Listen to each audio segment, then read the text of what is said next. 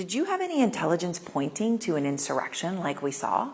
No, we did not have any specific information with kind of the timeline of possible implementation of Prigozhin's plans. But for us, it has always been pretty obvious that it's just a matter of time when someone in Russia will dare to challenge Putin, because we saw how his power and authority is shrinking, and how Russia is entering very difficult turbulence. So Prigozhin is just the first one who dared, but I have no doubts that others will follow one way or another. Do you think that Vladimir Putin is fully in command and in power in Moscow right now? Well, that's a tricky question. Formally, yes. I think he is still the center of power in the system. But too many parts or elements of the system saw the obvious, that he can be challenged and that some decisions can be taken without his clearance. So what he's probably trying to do now is to reassert his control over the system. I doubt he will succeed, but that's my assessment. What we've seen is just the next phase of the disintegration of Russia, of Putin's power vertical, and it's unavoidable. This is the process you can try to slow down, but you cannot stop it. We saw similar processes in the past. I want to ask you one important thing about this. We understand from our reporting that U.S. officials had extremely detailed advance warning of Prigozhin's plans, the Wagner troop movements, and everything that we saw unfold this weekend. But that they did not share this with Ukraine because they were concerned that those communications would be intercepted, right? It was a concern about interception. Do you think that's a fair concern? Well, we enjoy a very good level of intelligence cooperation with the United States. But of course, in the end, the United States decide on the volume of information that can be shared. What is important, I think, since the events were taking place in the territory of Russia, that's one thing. But if anything had been planned in the territory of Ukraine, I have no doubts that the U.S. Biden administration would share this information with us. But when it comes to Russia, this is a slightly different story. So you're not angry that they didn't share that information? No. I only feel frustrated with the United States when decisions on delivering certain types of weapons to Ukraine take more time than I wish it took. But overall, we're extremely grateful to the Biden administration and to the people of the United States for everything they're doing for Ukraine. So has the rebellion in Russia, as you've seen over just these past few days, and I know it's sort of still the fog and chaos of it, but has it changed anything on the front lines? I spoke to a drone operator, a Ukrainian drone operator. He's operating near Bakhmut, and he was saying on Saturday they felt a palpable panic from the Russians, but that it then subsequently returned to what he said would be quote-unquote normal in terms of their behavior. If this mutiny had lasted for 48 hours more, I'm pretty certain we would have felt a demoralizing impact on the Russian forces fighting in the south and east of Ukraine. Unfortunately, Prigozhin gave up too quickly, so there was no time for this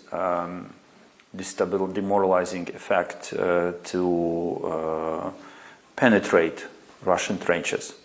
When Putin finally spoke, he obviously didn't mention Prigozhin by name. He talked about traitor and treason, but he didn't use his name. Lukashenko supposedly brokered the whole deal, did a press conference today. Guess what? He didn't mention Prigozhin at all. What do you think is happening here? And because it is so significant for Wagner, and which has been so important in this war, do you have any sense as to where Prigozhin is? I don't care, really. But there was a picture of a Wagner tank being stuck in between the gates of the circus in the city of Rostov. And I think that this is the best picture to explain in a nutshell the current situation of Wagner. Stuck in the middle of, it is still a war machine, but it is stuck in a circus of Russian politics. I